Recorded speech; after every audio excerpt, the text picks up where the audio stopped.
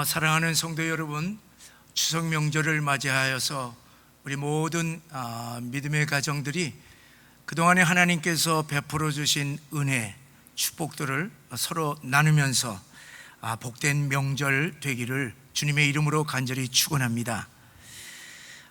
부모 입장에서 보면은 흩어진 자녀들이 이제 오랜만에 손주들과 함께 와서 절을 하고 맛있는 음식을 먹으면서 즐겁게 노는 이 명절보다도 더 행복한 것은 없는 것 같습니다.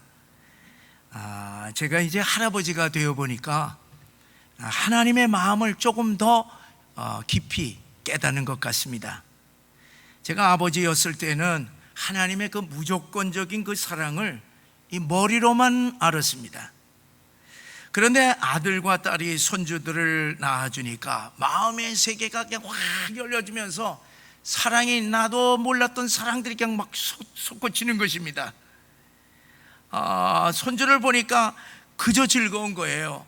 저를 닮은 아들과 딸이 또 그 아들과 딸을 닮은 손주들을 이렇게 낳아서 그 손주들을 보게 되니까 세상에서 제 눈에는 제일 예쁜 것입니다. 그래서 저들이 내 새끼구나, 그렇게 이 생각을 하면서 그 손주들을 보는 그 자체가 즐거움인 것입니다. 그래서요, 저는 외국 며느리와 그 사위지만은 그렇게 고마울 수가 없는 거예요. 이 기저귀를 이제 처음 떼고 처음에 그 싼 거, 그거를 사진에다가 딱 보내줬는데 그것이 제 눈에 신기하더라고요. 야, 이제 다 컸네, 그러는 거예요. 그러니까 모든 것들이 그냥 무조건 다 사랑스럽게 보이는 것입니다. 사랑하는 성도 여러분, 우리가 예수를 믿으면은 왜 우리가 구원을 받습니까?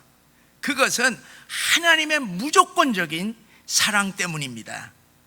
독생자 예수님을 지극히 사랑하시는 하나님 아버지께서 예수님이 우리를 십자가에서 피 흘려 낳으셨기 때문에 우리를 무조건 사랑할 수밖에 없습니다. 우리에게는 예수님의 피가 흐르고 있기 때문에 하나님 아버지는 우리를 무조건 사랑하여서 우리를 구원할 수밖에 없다고 하는 사실을 믿으시기를 바랍니다. 여기 며칠 전에 이제 기사를 보니까 이번 이 추석 명절에 부모님들이 고향을 떠나 있는 자녀들에게 이제 이렇게 말하고 있다는 것입니다. 백신을 맞았으니 올 추석에는 오거라, 그렇게 자녀들에게 이제 요청을 했는데, 네, 가겠습니다, 그렇게 대답한 자녀는요 24%랍니다. 4분의 1만 부모님 보러 가겠다는 얘기입니다.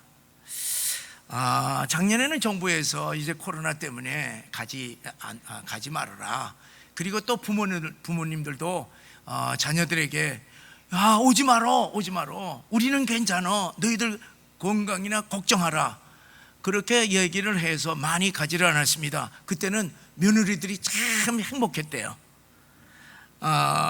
그런데 이제 올해도 코로나로 또 오지 않을까 봐 부모님들이 부른다는 것입니다.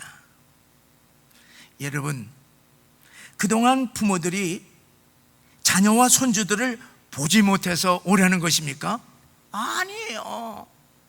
여러분, 누구나 다 핸드폰으로 우리가 보고 싶을 때 전화해서 다 얼굴 봅니다. 다 통화를 합니다. 그런데 왜 이 코로나 전국에도 오라는 것입니까? 영상으로는 성이 차지 않기 때문에 그렇습니다. 부모의 그 지극한 사랑이 전달되지 않기 때문입니다. 직접 보고 품에 안고 서로 사랑을 느끼고 싶고 또 준비해 놓은 선물들을 바리바리 싸주면서 사랑을 서로 나누고 싶어서 오라는 것 아니겠습니까? 여러분, 부모네들이 음식 때문에 돈 이렇게 몇 푼 주는 것 때문에 원합니까? 아니에요. 자녀들 손주들 얼굴 보는 것으로 만족한 것이 부모의 마음 아니겠습니까? 저도 이 자녀들을 2년 동안 만나지 못했어요. 매일 영상으로는 통화를 하지만은요, 얘네들이요, 손주들이 하이 할지, 하이 할미 이렇게 되면 끝나는 거예요. 도망가고. 그러니까 저도 이 성이 차지를 않습니다. 이제 허전한 거예요. 사랑하는 성도 여러분, 지금 우리를 향하신 하나님의 마음은 어떠신 것 같습니까? 지난 1년 8개월간 교회 나올 수 없을 때에 영상으로 우리는 모두 다 가정 예배를 다 드렸습니다. 주님은 우리의 현실과 우리의 마음을 다 알고 계십니다. 그러면 주님이 원하시는 것이 무엇이겠습니까? 하나님의 백성들이 거룩한 하나님의 정하신 거룩한 주일에 주의 성전에 다 함께 모여서 기쁨으로 드리는 이 예배가 아니겠습니까? 하나님이 우리를 창조하신 목적이 바로 찬양을 받기 위해서 창조하셨다고 말씀하시고 있습니다. 이스라엘 백성들을 이 애굽에서 출애굽을 시켜서 광야로 이끌어 주신 하나님의 큰 목적이 무엇입니까? 하나님의 백성들로부터 하나님께서 광야에서 예배받기를 원하셨기 때문에 그렇습니다. 사랑하는 성도 여러분, 주님은 우리의 예배에 임하셔서 기쁨으로 경배를 받으시면서 우리를 품에 안고 사랑하시고 죄를 용서해 주시고 평안과 위로와 능력 주시고 우리의 간구에 응답해 주시고 또 예비하신 하나님의 복을 주시기를 원하신다고 하는 사실을 믿으시기를 바랍니다. 여러분, 이 온 우주 만물을 창조하시고 모든 것이 하나님의 소유인 하나님께서 우리를 통해서 원하는 것이 무엇이겠습니까? 마음을 다하여서 하나님의 백성들이 이처럼 모여서 하나님께 예배 드린다고 하는 사실을 믿으시기를 바랍니다. 여러분에게 질문을 하겠습니다. 우리를 지극히 사랑하시는 하나님과 우리는 지금 어떤 관계 속에서 신앙생활을 하고 있는가 하는 것을 스스로 물어보시고 살펴보시기를 바랍니다. 하나님의 백성이라고 하는 집단적인 막연한 관계 속에서 하나님과 관계하십니까? 그렇지 않으면 주인과 종처럼 두려운 관계인 것입니까? 그렇지 않으면 언제나 소통할 수 있는 아버지와 자식 간의 관계입니까? 그렇지 않으면 그저 잠시 인사만 하면서 재롱만 떠는 할아버지와의 관계이겠습니까? 관계입니까? 서로 돕고 의지하는 친구 관계입니까? 그렇지 않으면 아낌없이 주며 깊이 사랑하는 부부간의 관계입니까? 우리가 하나님과의 관계가 설정이 되면요, 우리의 신앙 자세가 틀려집니다. 우리의 삶이 달라집니다. 우리가 하나님에 대한 책임과 의무가 다 달라지는 것입니다.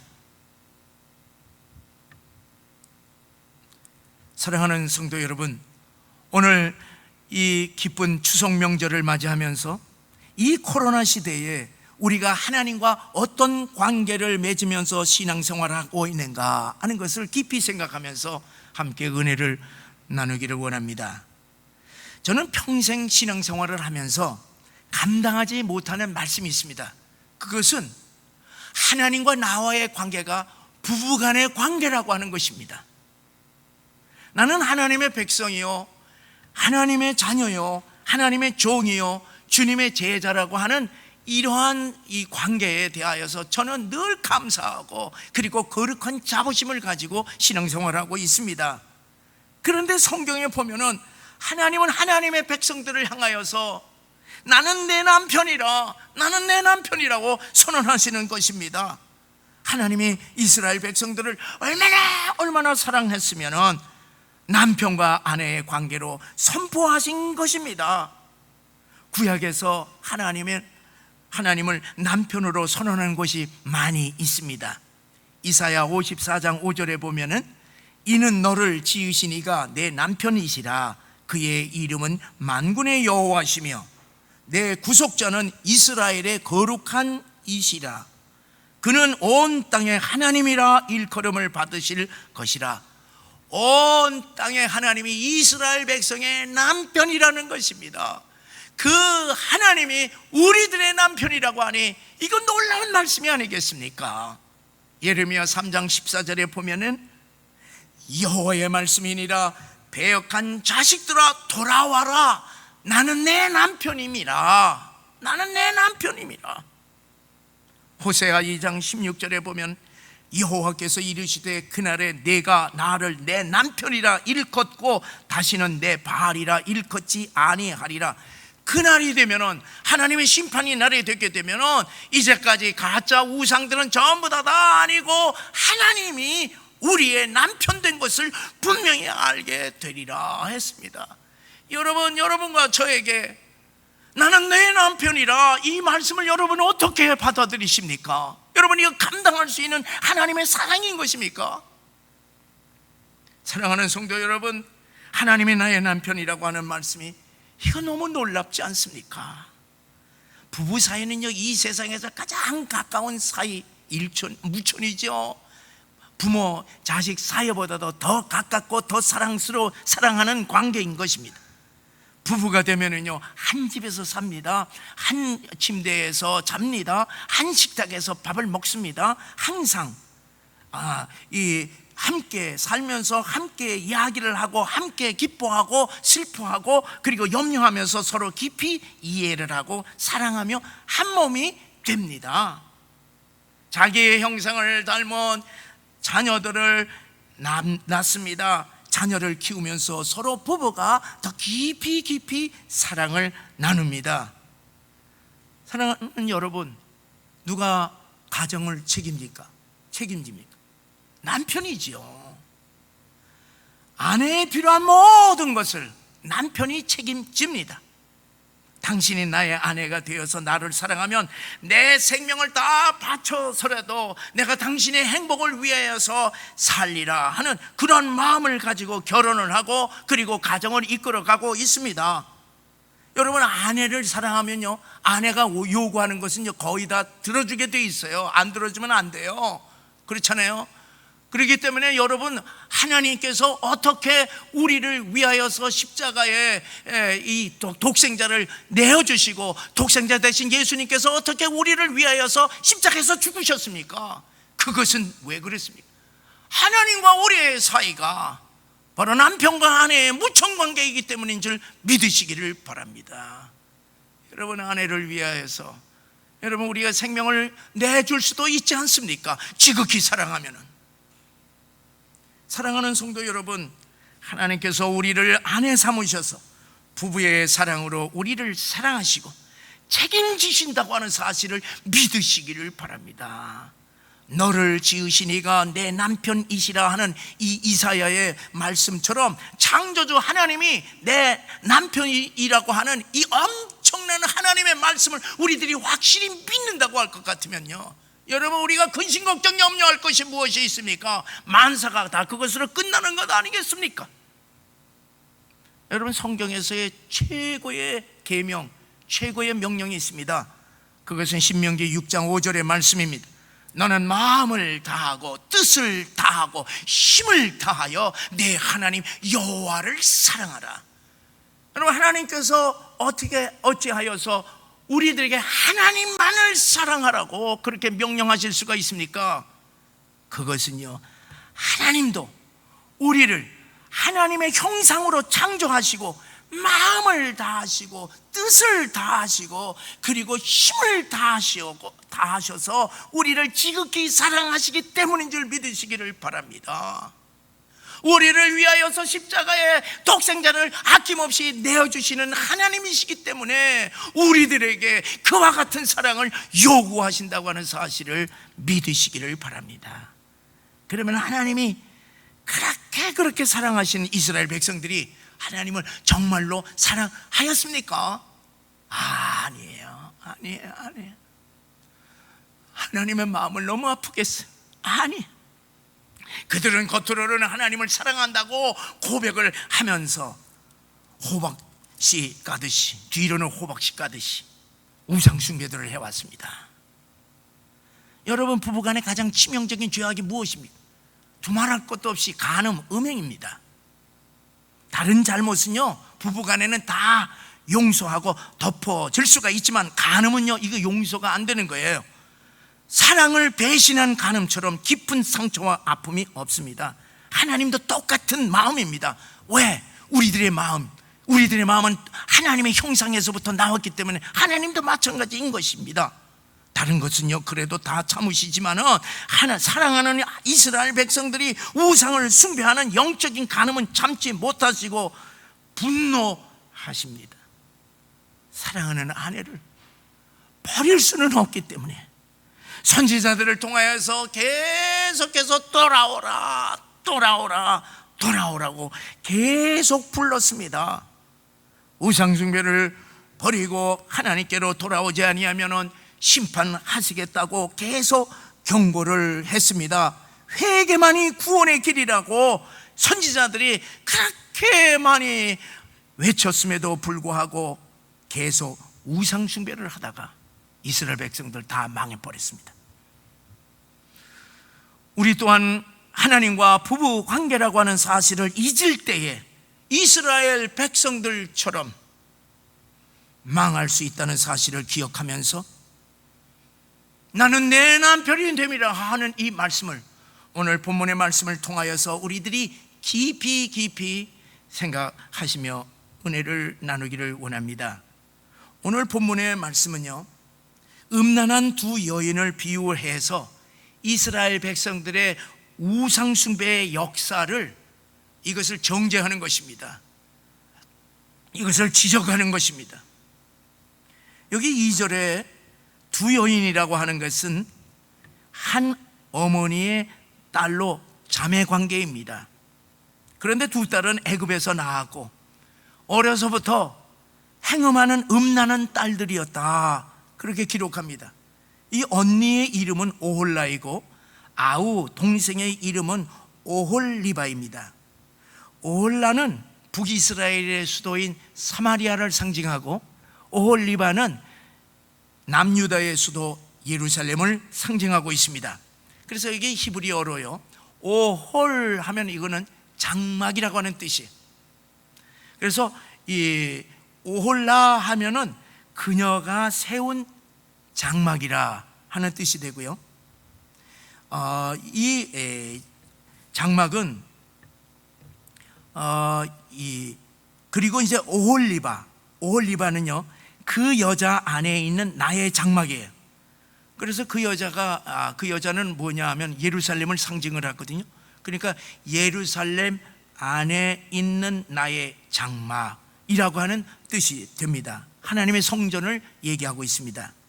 이것은 이제 이 예루살렘의 역사를 보게 되면 알게 되는데, 이 두 딸은요 솔로몬 왕 이후에 세워진 두 나라입니다.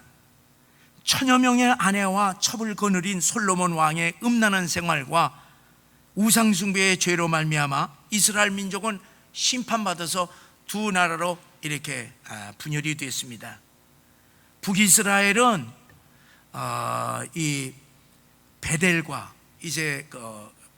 베델과 저 맨 위에 있는 단에다가 두 곳에다가 우상을 숭배하는 제단을 거기다가 만들었습니다.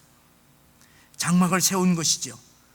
그러니까 오홀라라고 하는 것은 그녀가 세운 장막, 다시 말하면 베델과 단에 세운 우상의 두 장막을 가리키고 있습니다.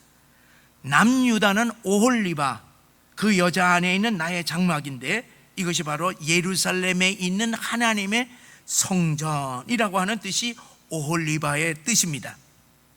3절에 보면은 그들이 애굽에서 행음을 하되 어렸을 때부터 행음을 하였다, 그렇게 기록을 합니다. 어려서부터 우상숭배를 했다는 얘기입니다. 이 말씀의 의미는 이렇습니다. 이스라엘 부족인 애굽의 야곱의 가족이 70명이 이제 총리 대신이 된 요셉에 의하여서 이제 가나안 땅에서 애굽의 땅 고센 땅에 들어갔을 때에 그들의 신앙은요 순수했습니다. 그들의 신앙은 아브라함의 하나님, 이삭의 하나님, 야곱의 하나님이기 때문에 여호와의 신앙이 순수했습니다.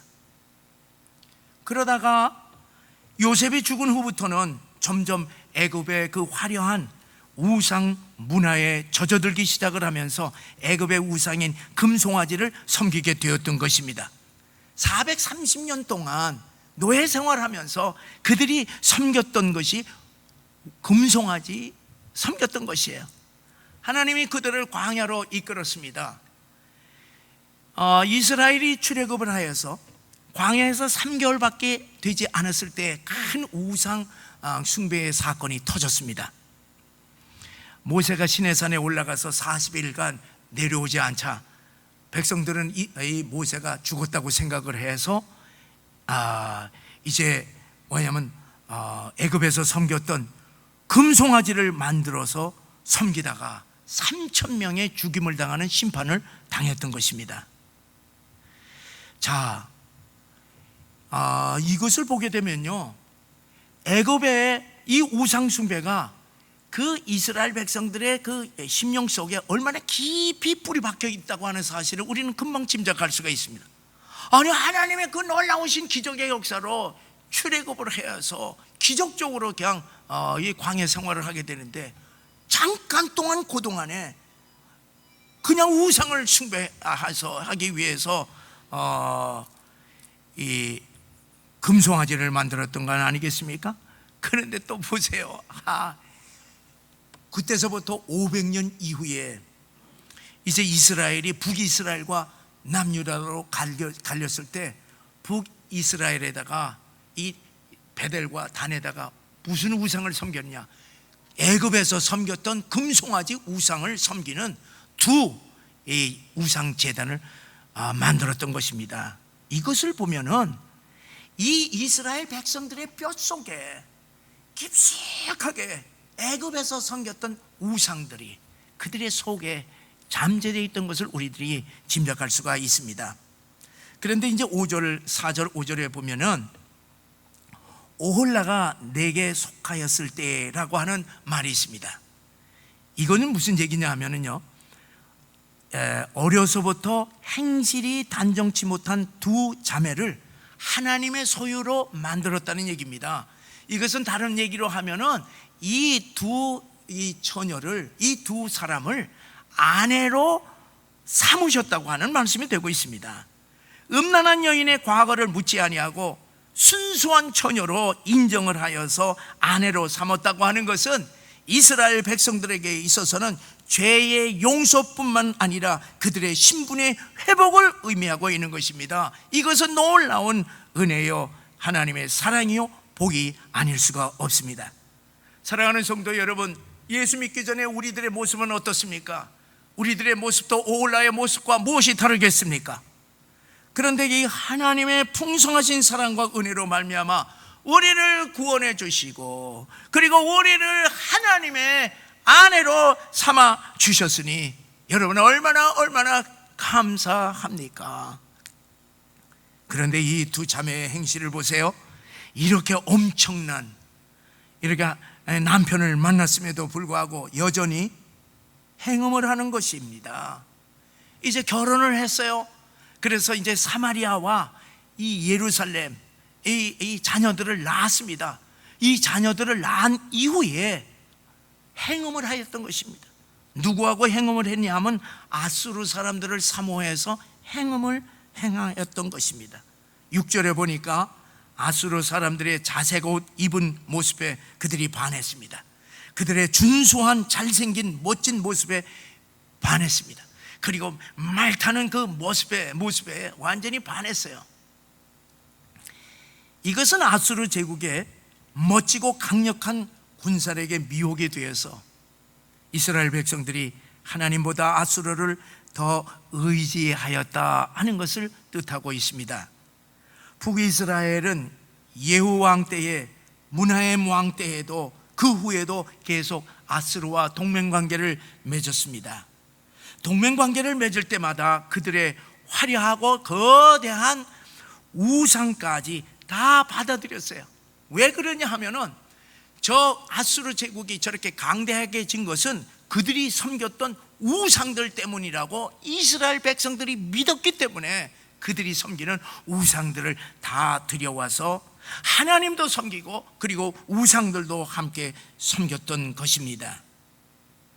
남편 되신 하나님이 어떻게 하시겠습니까?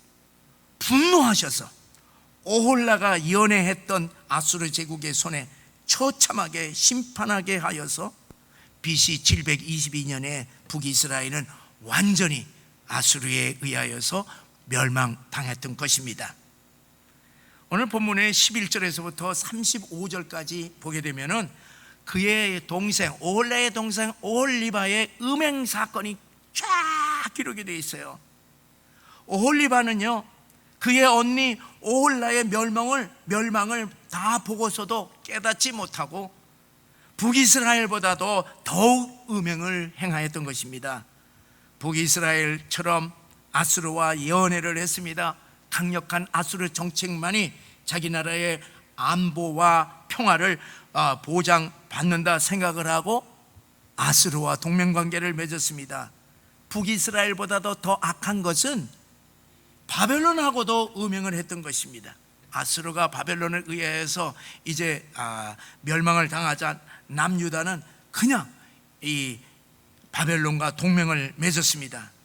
그것도 아수르와 그리고 이 바벨론이 섬겼던 모든 우상들을 다 들여와서 하나님도 섬기고 그들의 우상도 함께 섬겼던 것입니다. 그 가운데는 자기 자식을 그냥 불에다 태워 죽이는 몰래 우상까지도 들여와서 자기 자녀들을 희생 제물로 드렸던 것입니다. 이런 끔찍한 일도 행하였던 것입니다. 뿐만 아니라 유다가 바벨론과 맺었던 이 동맹을 배반하고 애굽과 동맹을 맺었던 것이, 여러분 애굽이 어떤 나라입니까? 애굽은 성경에서의 세상을 의미합니다. 이 애굽은요, 이스라엘 백성들의 430년 동안 노예로 짓눌러버린 이 이스라엘과는 적대적인 원수의 관계의 나라입니다. 사탄을 상징하고 있습니다.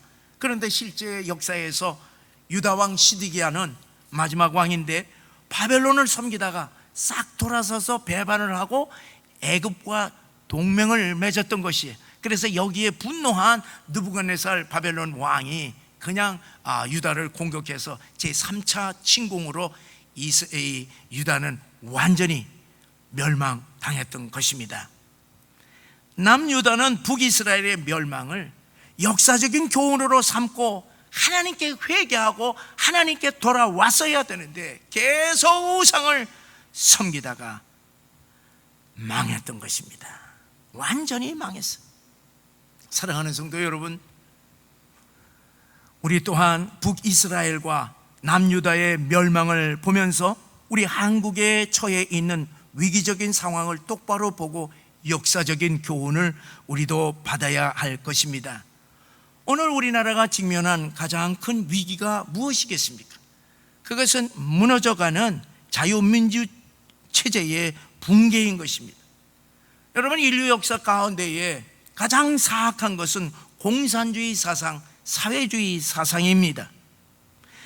우리 한국이 남과 북으로 갈리고 참혹한 6.25 전쟁이 일어난 것도 이 공산주의 사상, 사회주의 사상 때문인데, 오늘 우리나라에서는 이 사상이 좋다고 하는 사람들이 이 나라를 장악하여서 나라 전체를 무너뜨리려고 하고 있으니 두려운 것입니다. 탄식하지 않을 수 없는 것입니다. 사랑하는 성도 여러분, 희망은요 하나뿐이에요. 오직 하나님 한 분뿐이 우리의 희망인 것을 믿으시고 하나님의 백성으로서, 하나님의 자녀들로서, 하나님의 아내로서 전심을 다하여 이 나라를 구원해 달라고 기도하시기를 바랍니다.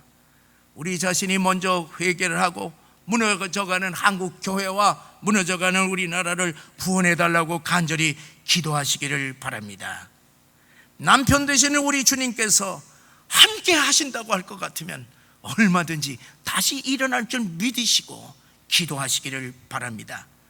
사랑하는 성도 여러분, 오늘도 하나님께서는 배역한 자들을 향하여서 배역한 자들아 남편에게로 돌아오라, 남편에게로 돌아오라고 말씀하시고 계십니다. 사랑하는 성도 여러분, 우리와 하나님과의 관계는 어떤 관계입니까? 우리가 이스라엘 백성들처럼 하나님과의 관계가 남편과 아내의 관계인 것을 이해하지 못하게 되면은 우리 또한 하나님의 사랑에 대한 배반, 우리 또한 하나님의 사랑을 알지 못해서 세상으로 흘러가서 우리가 하나님의 심판을 받게 될 수 있다고 하는 사실을 깨달으시기를 바랍니다. 그런데 감사한 것은요, 우리 주님이 이 땅에 오셔서 우리들에게 하나님과의 새로운 관계를 수가성 여인을 통하여서 다시 남편과 아내의 관계를 다시 정립시켜 주시고 있습니다.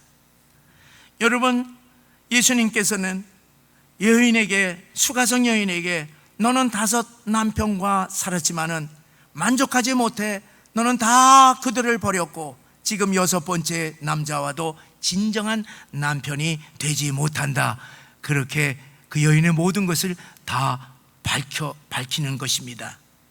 그동안 이 수가서 여인은 내 인생에 만족을 줄 수 있는 돈과 같은 남편, 명예와 같은 남편, 권력과 같은 남편, 쾌락과 같은 남편, 지식과 같은 남편, 그리고 건강과 같은 남편과 살아보았지만은 결론은 모든 것이 헛되다고 하는 사실을 그가 깨달았던 것입니다.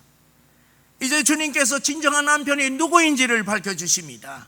진정한 남편은 7번째, 영원히 목마르지 아니하는 영생수 되시는 예수님 한 분이심을 주님께서 말씀하셨다고 하는 사실을 명심하시기를 바랍니다. 그러므로 사랑하는 성도 여러분, 예수님만이 이 땅에서 우리들에게 참된 구원과 평안과 사랑과 안식과 행복을 주실 뿐만 아니라 장차 천국에서 영원토록 함께 지낼 영원한 우리의 남편, 영원한 우리의 신랑 되심을 믿으시기를 주의 이름으로 간절히 축원합니다. 사랑하는 성도 여러분, 주님께서는 우리를 아내로 지극히 사랑하였는데 그동안 우리는 우리 주님을 어떻게 사랑하였습니까? 우리가 진정으로 우리 주님을 사랑하지 못하였다면 우리가 이 시간 회개해야 할 줄 믿습니다. 사랑하는 성도 여러분, 우리가 이 시대의 남은 자로서 하나님께서 원하시는 예배자들이 될 뿐만 아니라 우리를 통하여서 무너져가는 한국 교회와 우리나라가 다시 일어날 수 있도록 우리 한국 교회의 죄와 우리나라의 죄를 대신 회개하는 이 시대의 남은 자들이 되시기를 주의 이름으로 간절히 축원합니다.